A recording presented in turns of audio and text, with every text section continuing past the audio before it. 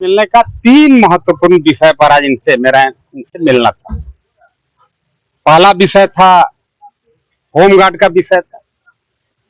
पिछले दिनों करीब 15 दिन पहले भी हम लोगों ने उपायुक्त से मिला था, उन्हें समझाया था कि भाई यहाँ पर जितने होमगार्ड हैं उन्हें किसी को भी 100 दिन का ड्यूटी नहीं मिल पाता है। अभी भी 70% होमगार्ड को एक दिन का भी ड्यूटी नहीं मिलता है। ऐसे में और ज्यादा बहाली करके आप ओवरबर्डन क्यों बढ़ाना चाहते हैं? जो लोग कार्यरत हैं, जो आपके यहाँ ऑलरेडी बहाल हैं, जो क्वालिफाई हैं, दौड़ धूप या जो पैरामीटर रहा होगा उसको पूरा करने के बाद ही होमगार्ड बने हैं, आप उनको नौकरी देने का व्यवस्था करिए, बंदोबस्त करिए, नया बहाली करके इन लोगों के भी आप पेट पर लात मत मारिए। मैं धन्यवाद दूंगा उपायुक्त महोदय को, उन्होंने उस बात को सहर्ष सर्वथा स्वीकार किया और उस बहाली को उन्होंने निरस्त किया। इसके लिए आज होमगार्ड के सभी जवानों में काफी उत्साह का भी माहौल है, वातावरण है। आज सभी लोग उनसे मिले भी, होमगार्ड के कमेटी भी मिला। और एक दूसरा विषय, अंचल में दो ठो होमगार्ड का नियुक्ति हुआ, 6 का हुआ। गढ़वा जिला उसमें भी वंचित रह गया। इन लोगों ने अपनी मांग को काफी गंभीरता से उपायुक्त के सामने रखा है और उपायुक्त ने तत्कालीन माने इमीडिएट, मैं धन्यवाद दूंगा यहाँ के उपायुक्त महोदय को, इन्होंने काफी फास्ट एक्शन लिया, त्वरित कार्रवाई किया। इनके सामने है उन्होंने डीडीसी को फोन लगा करके कहा कि हर हाल में मंडे तक वो फाइल मेरे पास आना चाहिए और 2 ठो या 6 ठो जो होमगार्ड को नियुक्त करना है अंचल वाइज, उसका नियुक्ति इन्होंने हमसे कहा कि 15 तारीख के पहले मैं सबका नियुक्ति पत्र भेजवा दूं। पूरे गढ़वा जिला में आप देख रहे होंगे कि जमीन का काफी यहाँ पर अवैध धंधा चल रहा है, हम कह सकते हैं गोरख धंधा चल रहा है और इसमें बड़े बड़े सफेद पोस्ट हैं।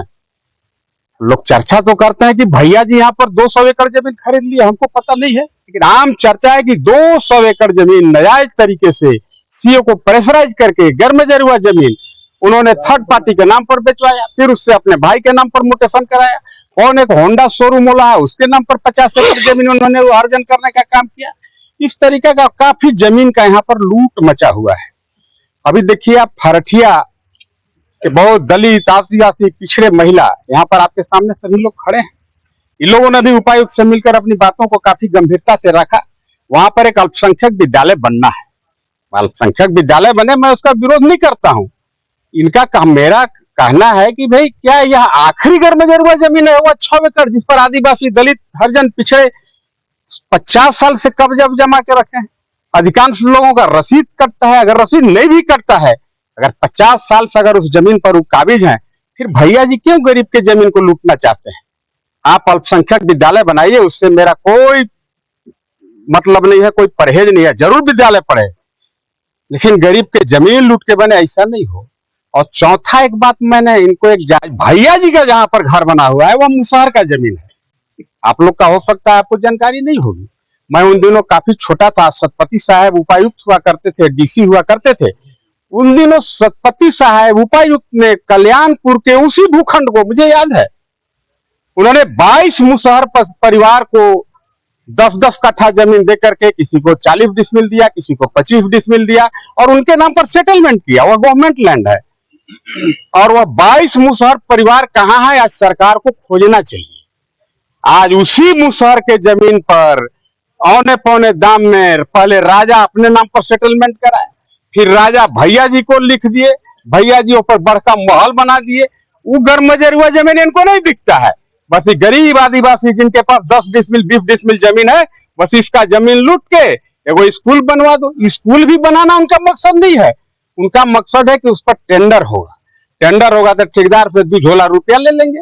उनको तो मतलब है नहीं, तो ईस्ट इंडिया कंपनी के तर्ज पर यहाँ काम कर रहे हैं। उनका यहाँ के गरीब से कोई लेना देना है नहीं। वोट जब होगा तो इन्हीं लोग के पास जाके कहे होंगे कि हमारा वोट देके जिता दीजिएगा, तो आओ तो 10 कट्ठा जमीन दिवा देंगे। कहाँ से दिवाते, क्या पटक के लूट रहे हैं। इस विषय पर भी काफी डीसी साहब से गंभीरता से बात हुआ। मैंने कहा उन मुसहर परिवार को पहले आप खोजिए, वो जो 22 मुसहर परिवार जिस पर आज भैया जी घर बना करके आवासित है, वह जमीन मुसहर का जमीन है। और उसमें हमको तो यहाँ तक याद है कि सतपति साहब उन दिनों डीसी हुआ करते थे, दूधू को बैल भी लोग को दिए थे, जुआ ढेंगा सब दिए थे, हमारा याद है। मैं थोड़ा छोटा उन दिनों 5000-7000 का ठेकेदारी करता था, ब्लॉक कुइया चुइया घूमते रहता था, उस दिन का ही घटना है। तो इन लोगों को भी डीसी साहब ने भरपूर आश्वासन दिया है कि मैं एफडीओ के नेतृत्व में कमेटी बनाऊंगा, उस जमीन का जाकर के वास्तविक स्थिति भौतिक सत्यापन करूंगा। अगर सही में इनके नाम पर वो जमीन 50 साल से है या 50 साल से अगर इनके कब्जे में है, किसी कीमत पर इनको वहां से नहीं कबाड़ा जाएगा। इन लोगों की चर्चा करते करते तो हम ही थक गए, इसलिए अब उसका ज्यादा चर्चा करेंगे नहीं। चले जाइए, बालू बिना सब विकास के काम बंद। हमको तो एक बात समझ में नहीं आया भाई, ये जिला प्रशासन, पुलिस प्रशासन हो या कोई भी एडमिनिस्ट्रेशन, भैया जी का जब लाखों ट्रक बालू यहाँ से चोरी होकर के बाहर उत्तर प्रदेश काला बाजारी के लिए गया, भैया जी का जब बालू चोरी होता था ट्रक से बाहर, साला 27 चक्का वाला गाड़ी कहाँ से भैया जी वाला आता था वही सी को पता होगा। सब यूपी दिल्ली के गाड़ी आता था और यहाँ से करोड़ों रुपया का प्रत्येक दिन बालू का काला बाजारी होता था। उन दिनों प्रशासन के मुंह पर जाब लगा था, हमको लगता है आंख में पट्टी और कान में पीपर के पता ही खोस दिया था। उस दिन कुछ ही लोग सुनने के लिए तैयार नहीं थे। भैया जी का बालू है, कैसे रोकेगा प्रशासन? प्रशासन का भी हमें कुछ पर पहुर मर कुछ कमीशन बांधल होगा पानपुरिया, तबे चुप था। आज जब गरीब प्रधानमंत्री आवास, नली, गांव में छोटे छोटे संवेदक, जब उसका बालू जब ट्रैक्टर से उठता है, तभी चल जाइए सब थाना पुलिस वाला है बेलचंपा घाट दिन घूम रहा होगा, काजू किस्मत साथ देगा कोई ट्रैक्टर पकड़ा जाएगा, बस 40-50 हजार रुपया हो गया, काम बन गया। मैं कहा कि भाई आखिर बालू जब लूट हो रहा था भैया जी के तरफ से, उन दिनों जो पदाधिकारी थे उनको फांसी पर लटकाओ, एनजीटी का वायलेशन हुआ। अब गरीब के ट्रैक्टर को मत पकड़ो, फ्री करो, उत्तर प्रदेश सीमा पर वहां पर बैरियर लगा दो, बालू बाहर न जाए। लेकिन गांव का काम जो बाधित हो रहा है, 5,000 रुपये ट्रैक्टर बालू बिकता है। गांव में जिसका नदी किनारे घर है बेचारा टुकुर टुकुर ताक रहा, रात के लाके मौनी में बालू चुरा के भाग जा रहा है। ये हालात बन दिया। बस इतना ही कहना था। सारी बातों को गंभीरता से उपायुक्त महोदय ने सुना है, सभी पर विचार करके उन्होंने कहा ये कार्रवाई करूंगा। धन्यवाद। लोग का जमीन है और उसके बाद हम लोग चाह रहे हैं कि उस जमीन पर हम लोग का जमीन कुछ नहीं पड़ रहा है। कुछ तो डेंटल खत्म कर दिया है, कुछ जमीन तो इसमें अगर चला जाएगा तो हम लोग का कहाँ से जमीन रहेगा, सभी खत्म हो जाएगा। घर छोड़ा के कुछ भी नहीं रह जाएगा। तो हम लोग चाहते हैं कि अपना जमीन हम लोग कुछ बनने के लिए नहीं देंगे वहाँ, चाहे जैसे भी हो।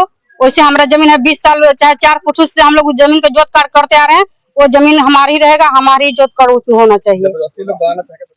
जबरदस्ती बनाने चाहेंगे तो हम हमारे सरकार चाहे हमारे हमको खत्म करे सरकार, आदिवासी पिछले जाति को रहने ही ना दे, जिसको रखना हो उसको रखे। जब आदिवासी से इतना बड़ा आदिवासी जब भी जंगल काट काट के ही भर जाता है, उसके बावजूद बड़े बड़े लोग वहाँ पर बड़े बड़े कारखाना, बड़े बड़े फैक्ट्री बनाने की तैयारी कर देते हैं। अब आदिवासी भागते चल जाते हैं ना, कारोबार आदिवासी का रहता नहीं, कोई बिजनेस रहता है। आदिवासी टोकरी ढोते ढोते तंग हो जाता है, पढ़ाई लिखाई कुछ भी नहीं कर पाते हैं। आदिवासी इसी अथी में चले जाते हैं और उसके बाद बड़े बड़े लोग देखते हैं कि बड़ा आदिवासी का जमीन है, वहाँ पर हक जमा लेते हैं, वहाँ पर बंदोबस्त कर लेते हैं, वहाँ पर शासन लगाने लगते हैं, अपना धक चलाने लगते हैं। देर बाद हम काम करने लगते हैं कि मेरा जमीन है, मेरा रसीद कट रहा है। जब रसीद कटने के बाद होता है तो जब वहाँ चले जाते हैं तो हम डुप्लीकेट बना देते हैं। उसके बाद हम लोग का पढ़े लिखे नहीं रहने के बाद उसको हम लोग को बहुत झेलना पड़ जाता है। वहाँ जब कर्मचारी के पास, वहाँ जब डीसी के पास, वहाँ जब एसपी के पास, तो पता चलता है कि 2 नंबर हर जगह हो रहा है, यहाँ पैसा लो, वहाँ ऐसे दो, तो गरीब नहीं सक पाता है, फिर चुपे बढ़ जाता है, फिर कमाने खाने में लग जाता है। जब लग जाता है उसी तरह तो उसका बाल बच्चा कभी विकास नहीं कर पाता, उसके बाल बच्चा कभी DCS भी नहीं बन पाता है, नीचे जनरल में रह जाता है। इसके वजह से जब जितना आदिवासी के दुख होता है उतना किस जाति के दुख नहीं होता है। आदिवासी लोग कभी उठ नहीं पाता, इसी कारण से उन लोग कमाते खाते रहता है, अपना थोड़ा बहुत खेती किसानी रहता है तो वो भी नहीं कर पाता है गरीबी में, फिर भी अपना जोत करती रहता है कम बेसी। अब आज कहते हैं नहीं कि वहाँ पर इतना जगह दिख रहा है, जगह दिख क्या रहा है, कुछ भी नहीं जगह दिख रहा है। आज आदिवासी लोग बॉम्बे जा रहा है, कोई कलकत्ता जा रहा है, कोई हावड़ा जा रहा है, ऐसे करके भागते चले जा रहे हैं। डीसी साहब से बात यही हुआ कि बेटा जी तुम्हारा जमीन है, इतना दिन का दिन में अगर रखा हो 4 फुट से तुम लोग अगर उस खेत को दावी किए हो तो उस खेत को दिलवाना का मेरा हक है, उस खेत को हम दिलवाएंगे। इसलिए कि हम जमीन आप लोग का है, आप ही लोग का रहेगा, हम उस पर जांच पड़ताल करवाएंगे। अब आपका ही जमीन आपका ही रहेगा, किसी को नहीं होगा।